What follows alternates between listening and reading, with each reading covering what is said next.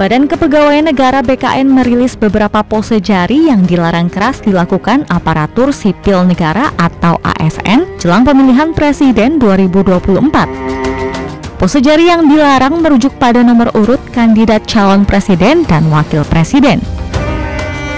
Dalam video yang diunggah oleh BKN terlihat bahwa sejumlah pose jari yang dilarang diantaranya pose top yang menonjolkan jari jempol, pose V atau peace sign, pose menunjukkan 3 jari seperti salam metal, pose finger heart, pose 5 jari, serta sejumlah pose lain yang merepresentasikan angka. Badan Kepegawaian Negara menyatakan para ASN terikat oleh larangan menunjukkan pose tersebut, apalagi mengunggah foto dengan pose tersebut di media sosial. ASN dilarang berfoto dengan 9 gaya selama masa pemilu 2024. Larangan ini tertuang dalam Surat Keputusan Bersama SKB nomor 22 tahun 2022 tentang pedoman pembinaan dan pengawasan netralitas pegawai ASN dalam penyelenggaraan pemilu. Larangan tersebut dibuat demi menjaga netralitas ASN selama masa pemilu 2024. Setiap instansi diminta melakukan sosialisasi terhadap ASN di lingkungan masing-masing sehingga tidak ada lagi ASN yang menganggap dirinya tidak paham atau tidak tahu. Sukseskan pemilu 2024, ASN netral.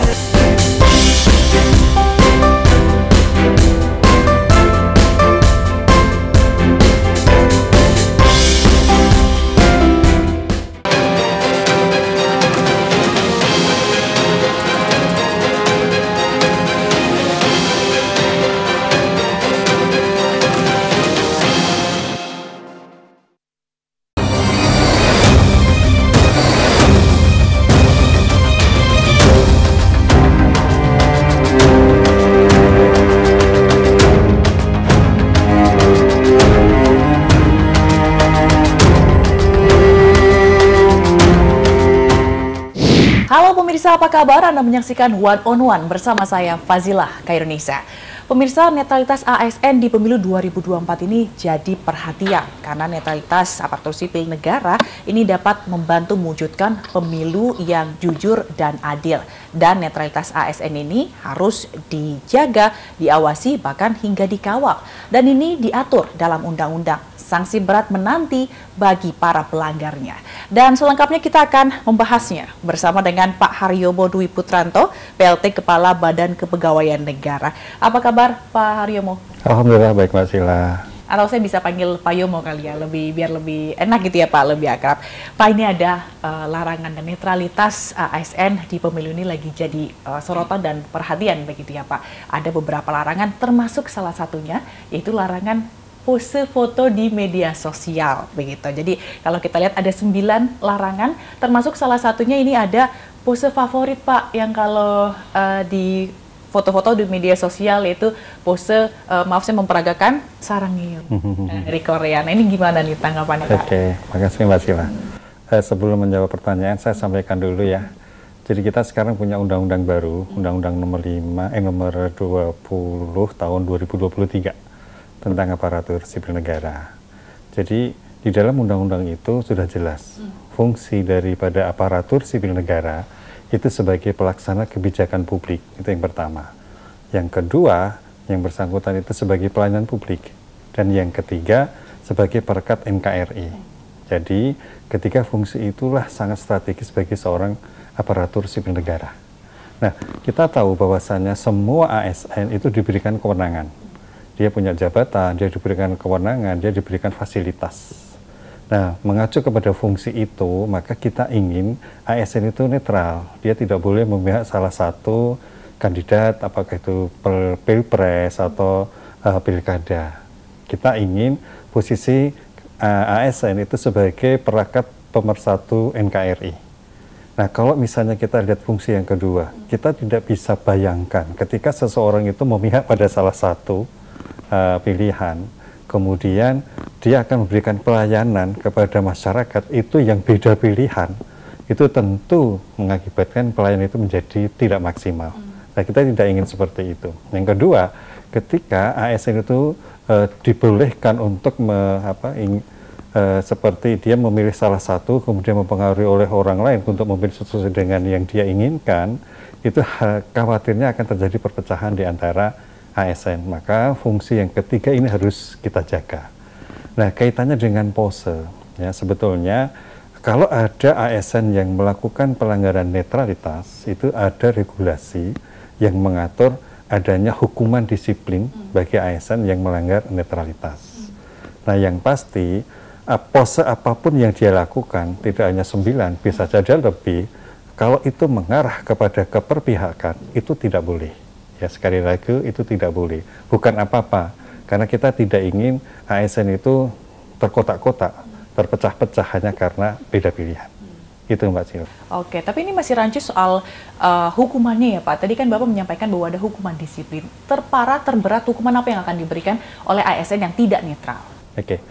Yang pertama, dia bisa diberhentikan tidak dengan hormat kalau ASN itu menjadi salah satu anggota parpol. Ya, jadi ini sangat jelas, sangat keras, nggak boleh. Karena dia merupakan tadi salah satu fungsinya itu perekat NKRI dan memberikan pelayanan. Yang kedua, di dalam peraturan pemerintah nomor 94 itu ada 3 jenis hukuman disiplin, ada ringan, sedang, dan berat. Pelanggaran netralitas itu diberikan hukuman sedang dan berat, nggak ada yang ringan. Ya, yang berat misalnya dia mengajak seseorang untuk memilih salah satu calon, menggunakan fasilitas negara untuk kepentingan salah satu calon. Kemudian dia melakukan hal-hal yang bisa memecah belah karena memang kewenangan yang dia pakai, yang dia miliki itu dipergunakan untuk menguntungkan atau merugikan salah satu calon. Apalagi kalau calon itu sudah ditetapkan oleh KPU secara definitif. Kalau belum sih, dia mungkin masih dalam ranah kehukuman yang sedang. Tapi kalau sudah, sekarang kan sudah ada 3 calon untuk presiden. Nah, ini harus hati-hati. Pelanggaran yang sudah ditetapkan itu tentunya itu akan berakibat yang bersangkutan dihukum disiplin berat. Berarti kalau untuk yang pose ini disiplin berat gitu ya Pak ya? Ya, karena sudah ada 3 calon yang ditetapkan oleh KPU. Okay. Baik, ini sedikit agak rancu juga nih Pak, mungkin bagi ASN yang sebenarnya bingung gitu ya, karena ini kalau pose foto, oke, jelas sudah ada dilarang, tapi misalnya dia likes atau interaksi dia di media sosial, dia komen di media sosial, dia likes dia ini, itu ada larangannya juga atau gimana Pak? Ya. Jadi konteksnya untuk penjatuhan hukuman disiplin itu kan tidak serta-merta kita langsung jatuhkan, enggak. Kita menggunakan asas praduga tidak bersalah dulu. Maka kita panggil dulu, kemudian kita pintai keterangan, kita periksa, apakah ada indikasi pelanggaran disiplin PNS. Kalau misalnya tidak ada, ya tidak boleh kita menjatuhkan hukuman tanpa ada pelanggaran yang dilakukan oleh PNS. Jadi sekali lagi tetap mengedepankan asas praduga tidak bersalah.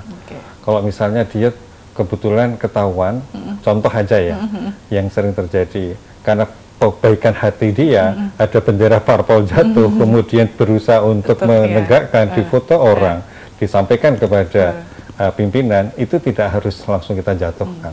Tetap proses pemeriksaan, kemudian pemanggilan dan sebagainya kita lakukan. Jadi ada asas praduga tak bersalah juga. Betul, ya, ada investigasinya. Tapi sejauh ini sudah ada Pak pelanggaran yang dilakukan? Sudah. Jadi ya, kita sebetulnya punya namanya SBT ya, sistem berbagi yang terintegrasi. Kita sudah punya SKB yang ditandatangani oleh 5 yang terdiri dari kementerian dan lembaga.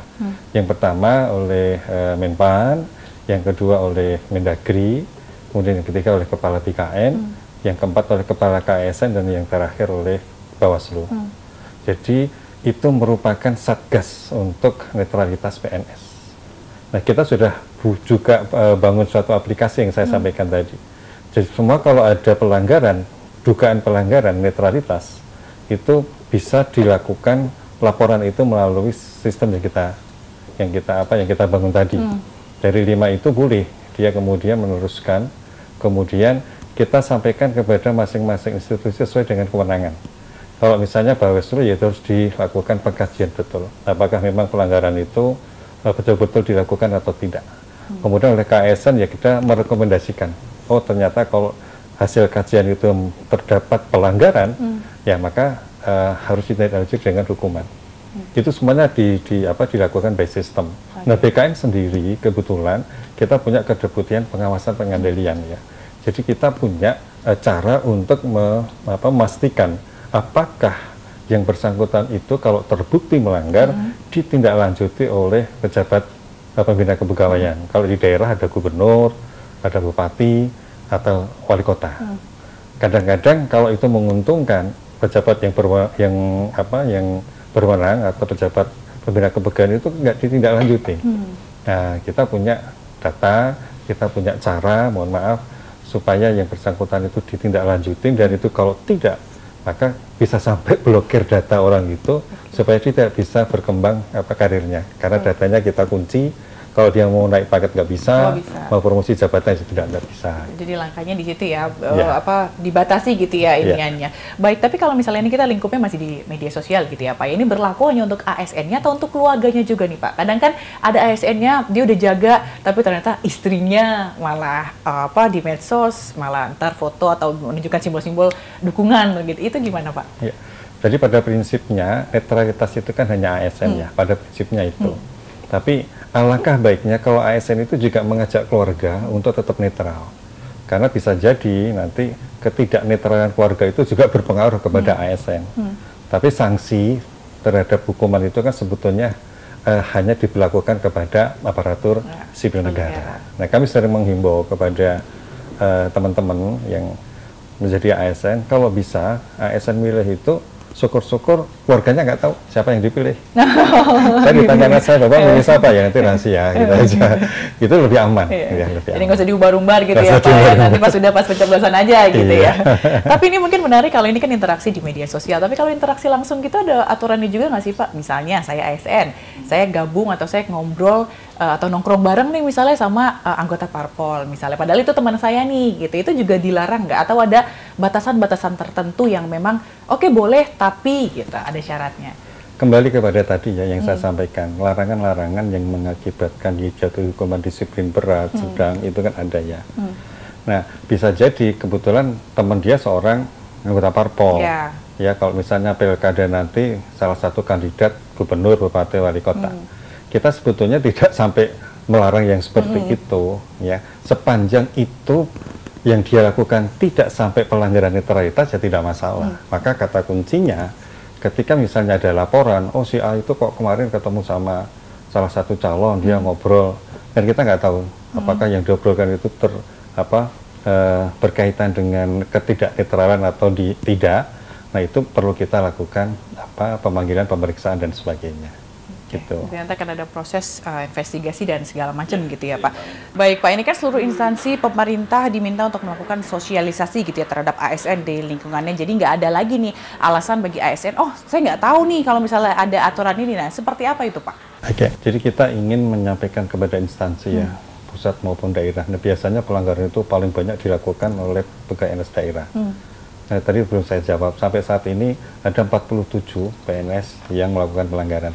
Sudah diproses ya, yang masuk di dalam SPT kita tadi. Apa aja Pak itu rata-rata melanggarnya? Ya, macam-macam ya, jadi ada 3 tadi ya. Yang pasti pelanggaran itu memang ada indikasi dia menjadi tidak netral. Mungkin pose atau mungkin membuat konten yang mengarah kepada salah satu pihak, itu kan tidak boleh. Nah, intinya kalau misalnya ada seperti dugaan pelanggaran itu, tetap kata kuncinya adalah diproses.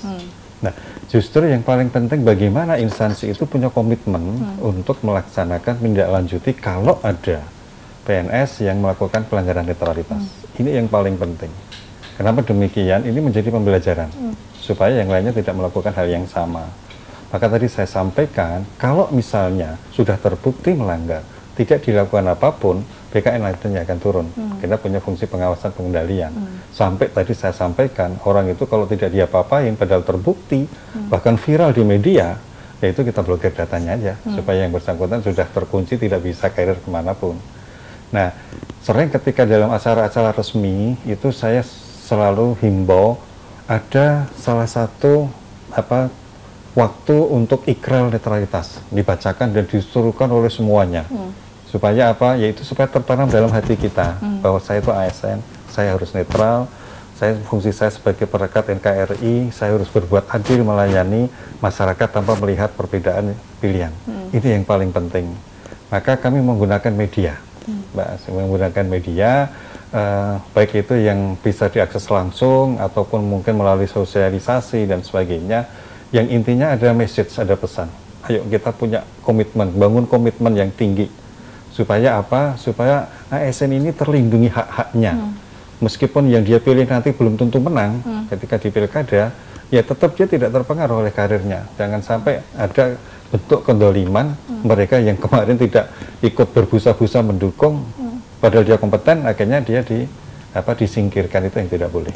Itu Mbak Sila. Baik, lalu sistem pengawasannya seperti apa nih Pak? Tapi jangan dijawab dulu, pemirsa, karena One on One akan kembali usai jeda berikut ini.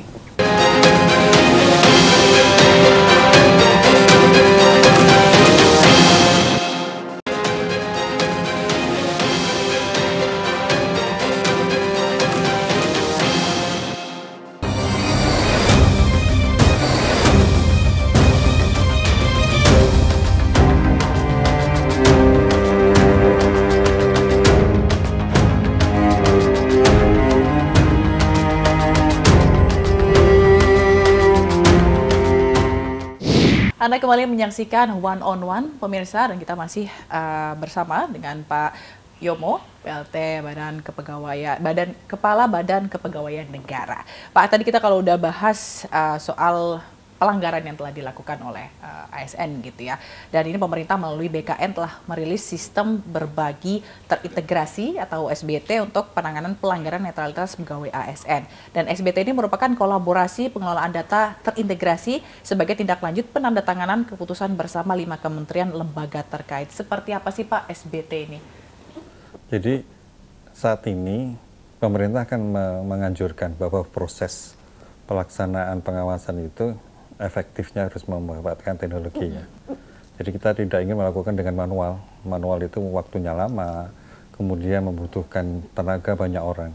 Maka kita sepakat di dalam SKB 5 Menteri dan Lembaga tadi, BKN diberikan tugas untuk membangun suatu aplikasi ya yang disebut dengan SBT, Sistem Berbagi Terintegrasi. Jadi prinsipnya pelanggaran itu bisa berasal dari laporan dari masyarakat, ya, atau mungkin dari orang lain yang tahu bahwasanya si A, seorang ASN itu ada dugaan melakukan pelanggaran netralitas. Saya menggunakan istilah dugaan ya, karena apa, prosesnya harus dibuktikan. Nah, itu bisa melalui, bisa melaporkannya itu kepada siapapun di dalam 5 instansi itu. Ya, bisa Kemenpan, Kemendagri, Bawaslu, kemudian BKN, dan KSN, itu silahkan. Kemudian dibuatlah laporan SBT itu. Oh, ternyata si A dari instansi ini, kabupaten ini, dia diduga melakukan pelanggaran disiplin. Nah, setelah itu ada, maka disampaikanlah ke Bawaslu. Bawaslu kan mempunyai fungsi pengawasan pelaksanaan pemilu, ya kan? Di Bawaslu itu nanti dilakukan pengkajian, ya, dikaji apakah betul yang bersangkutan itu melakukan pelanggaran netralitas atau tidak. Bawaslu tentu mempunyai instrumen untuk mengetahui bahwa itu pelanggaran atau tidak. Tentu instrumen itu dikaitkan dengan regulasi yang saya sampaikan tadi. Nah, ketika misalnya itu memang ada dugaan, perlu dilakukan verifikasi. Verifikasi itu dilakukan oleh Komisi Aparatur Sipil Negara. Nah, verifikasi itu dan dilakukan validasi, dan akhirnya ada rekomendasi dari KSN. Oh, berdasarkan verifikasi verbal si A melakukan pelanggaran netralitas. Kalau misalnya hasilnya dia tidak melakukan pelanggaran netralitas, ya selesai, nggak perlu diproses selanjutnya. Tapi ketika verifikasi itu memang terbukti dia melakukan pelanggaran netralitas, maka rekomendasi itu, ya, itu bunyinya yang bersangkutan itu memang terbukti melakukan pelanggaran netralitas dan harus diproses sesuai dengan regulasi yang berlaku. Nah, sekarang kita di BKN, jadi tadi sudah ada yang dilakukan oleh Bawaslu, oleh KSN, nah kita di BKN, kita punya namanya Jabatan Fungsional Audiman, ya, Auditor Manajemen Aparatur Sipil Negara. Di situ tugasnya salah satunya adalah melakukan pengecekan, apakah sudah ditindaklanjuti oleh PPK atau belum Padahal tadi KSN sudah merekomendasikan segera dijatuhi hukuman disiplin. Kalau itu sudah ditindaklanjuti, selesai. Artinya proses untuk penjatuhan hukuman disiplin itu sudah diberikan, sudah dijatuhkan sesuai dengan pelanggarannya. Nah, kalau misalnya belum, nah tentu BKN lah akan yang melakukan tindak lanjut. Kalau tadi sudah dilakukan, ditindaklanjuti, maka masuklah di dalam sistem yang dibangun oleh BKN, IDIS namanya. Masukkan di situ supaya BKN tahu, oh ini sudah. Kalau kita cek di IDIS kok belum ada, nah berarti ini belum ditindaklanjutin. Maka kita segera melakukan semacam mengingatkan kembali supaya instansi itu segera melakukan menerbitkan hukuman disiplin sesuai dengan pelanggaran. Kalau sudah diingatkan berkali-kali, ternyata kok tidak juga ditindaklanjuti, mungkin karena itu dianggap menguntungkan pihak-pihak tertentu, maka sekali lagi saya sampaikan BKN punya andalan yang tidak dimiliki oleh instansi lain, yaitu pemblokiran data. Semua data PNS itu dikelola oleh BKN, ya, di dalam sistem informasi aparatur sipil negara. Yang selama ini kalau dia naik pangkat, berubahlah di sistem kita data gitu. Kalau dia naik jabatan, berubahlah dia. Tetapi ketika data itu diblokir, ya sekali lagi, maka data itu menjadi macet, ya tidak bisa dilakukan apapun. Yang dirugi siapa? Tentu adalah PNS tersebut. Ini yang mekanisme SBT yang kita bangun, melibatkan beberapa instansi yang memang diberikan kewenangan untuk melakukan pengawasan netralitas ASN ini. Itu Mbak Sila. Saya pikir sampai sekarang efektif. Kenapa? Penggunaan teknologi informasi itu kan salah satunya efektivitas dan efisiensi ya. Hanya kita ingin melakukan sosialisasi secara masif. Bagaimana caranya masyarakat itu tahu kalau ada ASN yang melanggar, itu loh kita punya SBT. Nah ini yang perlu kita lakukan. Nah kita sekarang memberdayakan teman-teman yang di 5 instansi itu melalui humasnya masing-masing. Itu Mbak Sila. Oke, nah kalau tadi misalnya kita ngomongin SBT tadi gitu ya Pak ya, ini pandangannya Bapak nih soal pengawasan netralitas pegawai ASN dalam penyelenggaraan pemilihan umum yang objektif, transparan, akuntabel, ini kan jadi salah satu tujuannya, ini gimana Pak? Ya, jadi saya sampaikan di awal, sistem itu dibangun dalam rangka mempermudah dalam pelaksanaan pencegahan adanya pelanggaran netralitas, ya. Kalau saya nggak bisa bayangin, jumlah ASN sekarang itu kan 4 juta sekian. Ya, kalau itu dilakukan pengawasan secara manual, bisa jadi ada seseorang mengetahui PNS itu melanggar, tapi proses sampai penjatuhannya itu lama banget. Ya, lapornya ke mana, ke Bawaslu, ke KSN, ke BKN, itu susahnya minta ampun. Sudah memakan waktu yang lama, pemilu selesai belum diapa-apain. Ini yang jadi masalah. Tapi ketika SBT itu kita bangun, itu menjadi lebih cepat, lebih efisien. Kenapa? Karena semuanya by sistem. Dan itu sangat objektif. Itulah keunggulan kalau sistem itu dibangun. Tapi kalau manual, yang seharusnya melanggar, dianggap tidak melanggar. Nah, karena itu sistem ini memang kita pertahankan. Syukur-syukur ke depan akan kita lakukan perbaikan-perbaikan yang arahnya supaya pelanggaran-pelanggaran yang ditindaklanjuti dengan penjatuhan hukuman disiplin itu bisa betul-betul terrealisir. Gitu Mbak Sila. Dan kalau kita lihat Bawaslu ini kan mencatat ya Pak ya, ada indeks kerawanan isu netralitas aparatur sipil negara di pemilu 2024 ada 10 provinsi dengan kerawanan indeks kerawanan netralitas ASN tertinggi, dan itu jatuh di Provinsi Maluku Utara dengan skor 100. Tanggapan Bapak? Oke. Jadi sebetulnya memang potensi pelanggaran netralitas itu antara instansi yang satu dengan yang lain kan tidak sama ya.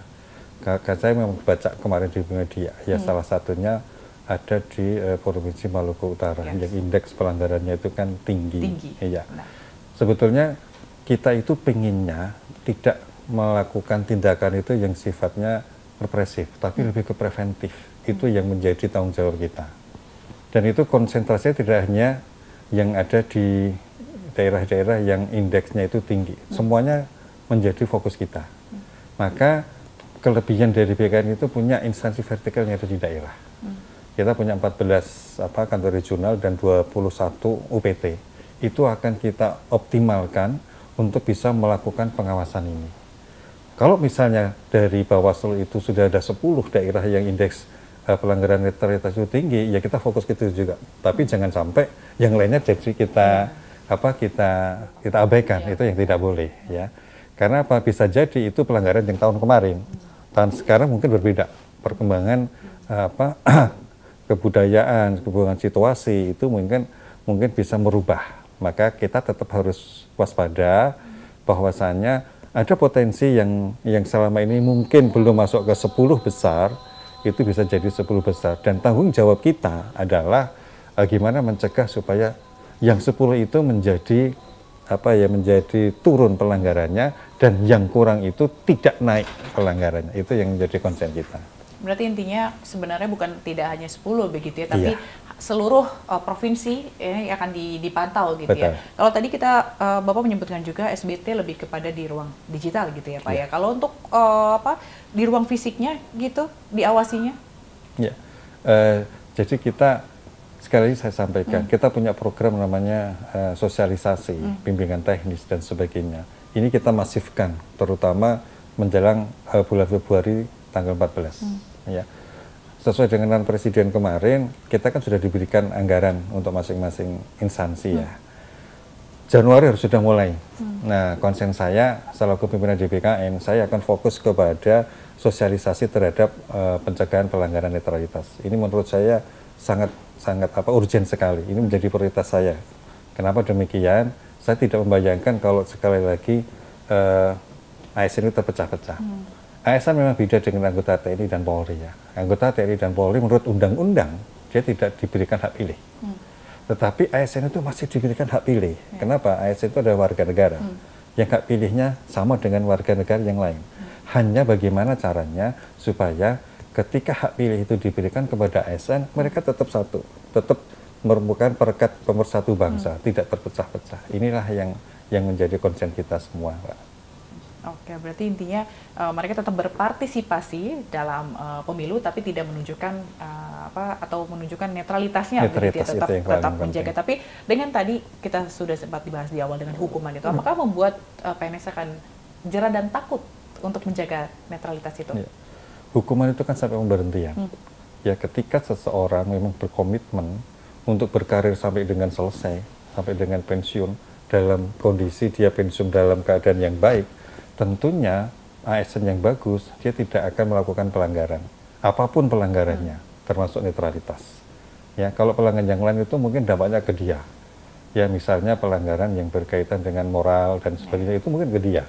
Tapi kalau sudah pelanggaran netralitas, ini impact-nya itu besar banget. Ini yang kita khawatirkan. Ya. Saya tidak membayangkan ketika tidak ada aturan terhadap netralitas dalam suatu unit kerja, beda pilihan, mereka harus bekerja sama, tetapi mereka tidak bisa satu karena beda pilihan, ini kan bahaya.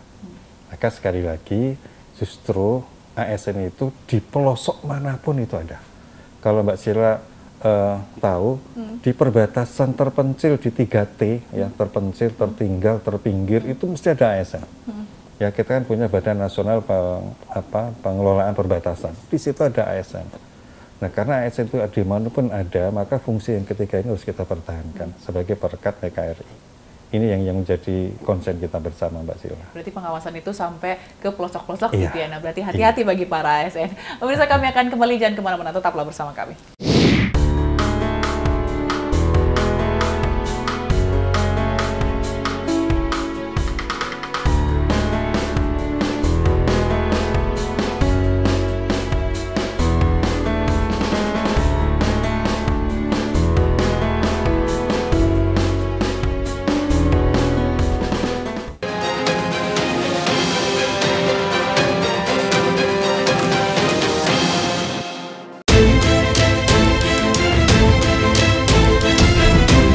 Menteri Pendayagunaan Aparatur Negara dan Reformasi Birokrasi Abdullah Azwar Anas memastikan tes seleksi bagi calon aparatur sipil negara atau CASN berjalan secara transparan dan akuntabel.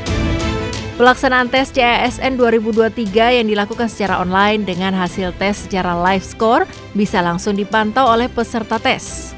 Tak hanya itu, sistem CAT atau Computer Assisted Test juga membuat proses perekrutan CASN atau calon aparatur sipil negara tidak bisa diintervensi dan bisa berlangsung secara transparan. Abdullah Azwar Anas selaku Menpan RB menegaskan bahwa sudah tidak ada lagi cerita CASN yang titip-menitip ataupun menggunakan kekuatan orang dalam untuk bisa diterima sebagai pegawai PNS ataupun PPPK. Pelaksanaan tes CASN tahun 2023 ini, pemerintah menetapkan sebanyak 572.496 formasi ASN dengan rincian di 72 instansi pemerintah pusat sebanyak 78.862 ASN dan formasi di pemerintah daerah sebanyak 493.634 ASN.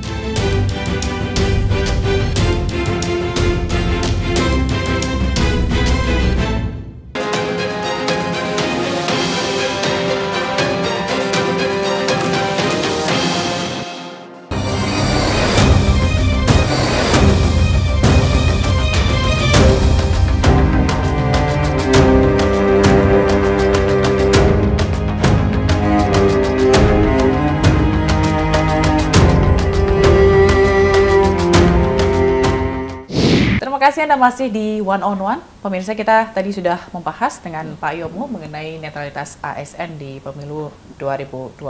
Dan sekarang kita mau bahas ini masalah calon ASN nih Pak. Kita lihat kuota fresh graduate di CASN 2024 ini kabarnya kan akan ditambahkan.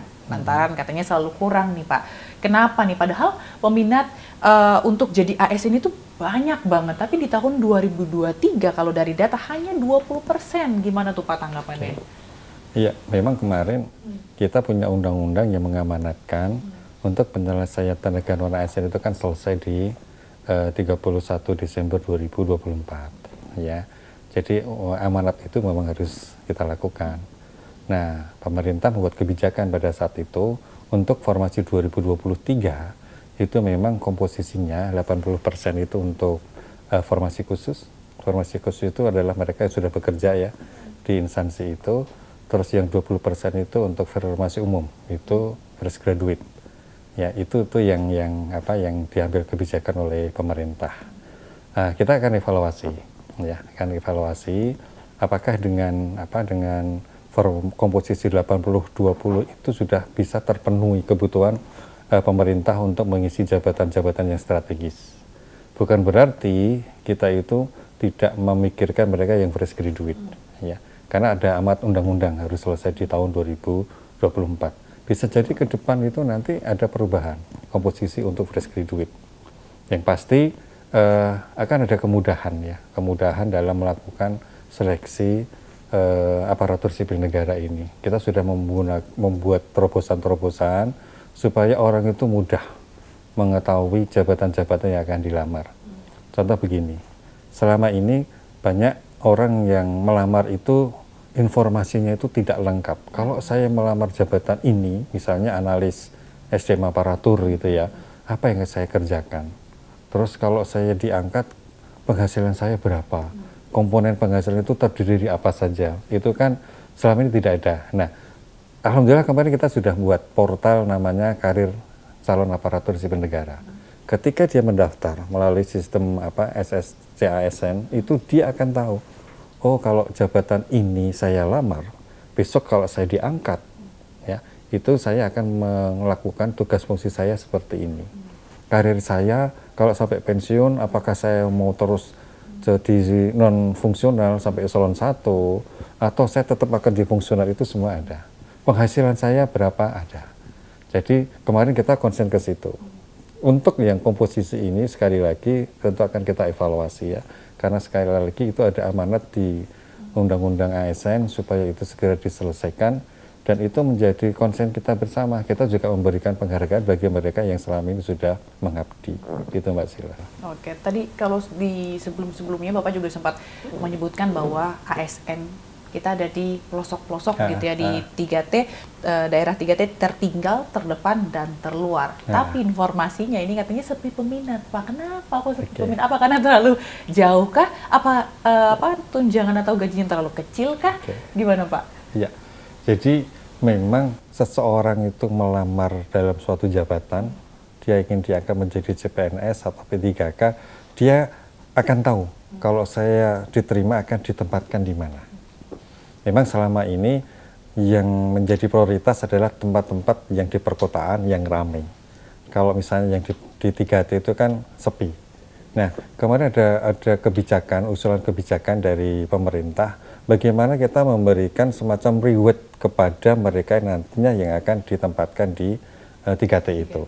Contoh, naik pangkatnya berbeda dengan mereka yang ada di kota perkotaan. Kalau misalnya yang dia bukan fungsional 4 tahun sekali, ya bagaimana caranya dia naik pangkat itu tidak harus 4 tahun sekali. Setahun sekali misalnya gitu. Nah itu salah satu effort ya yang dilakukan oleh pemerintah ya supaya mereka menjadi tertarik. Karirnya menjadi lebih cepat misalnya dibandingkan dengan yang di daerah-daerah yang bukan di 3T. Itu upaya kita ya supaya ada ketertarikan para pelamar itu di 3T.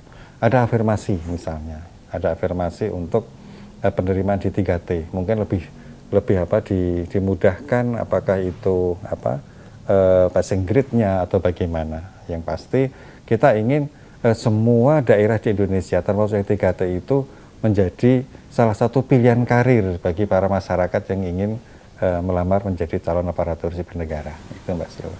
Oke, tapi tentu sebenarnya tidak mudah ya untuk memberikan sosialisasi kepada fresh graduate apalagi gitu ya. Dan ini tentunya, tapi ada nggak sih Pak tantangannya gitu, misalnya mereka mungkin dengan adanya isu IKN gitu kan, oh nanti bakal di sana, terus tadi yang daerah 3T gitu kan, sebenarnya galau nih pengen tapi jauh gitu. Adakah selain tadi sosialisasi mengenai kita berikan reward khusus gitu, ada nggak pendekatan-pendekatan lainnya gitu biar mereka tertarik gitu? Iya.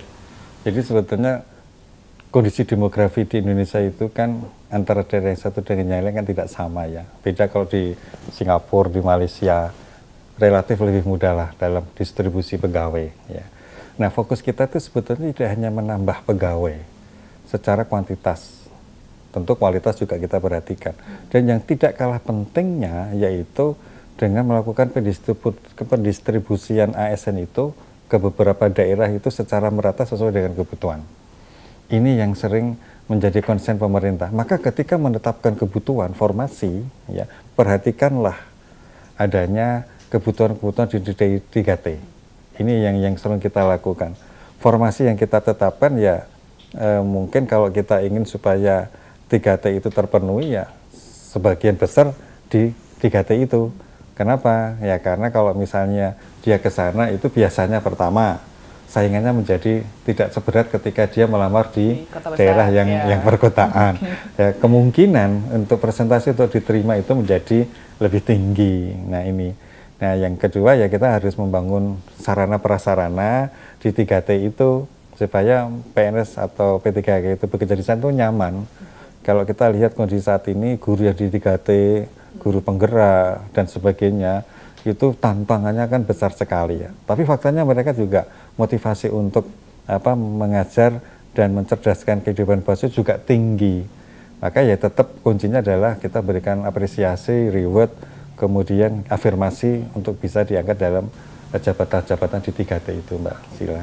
Itu mungkin yang menunjukkan bahwa kenapa tes CPNS ini susah banget gitu ya, karena kita mungkin terlalu fokus untuk ada bahkan sampai yang udah 3 kali, 6 kali tes baru dapat, karena mungkin fokus satu daerah, mungkin kalau yang 3T lagi mungkin bisa dipertimbangkan buat para ASN begitu ya.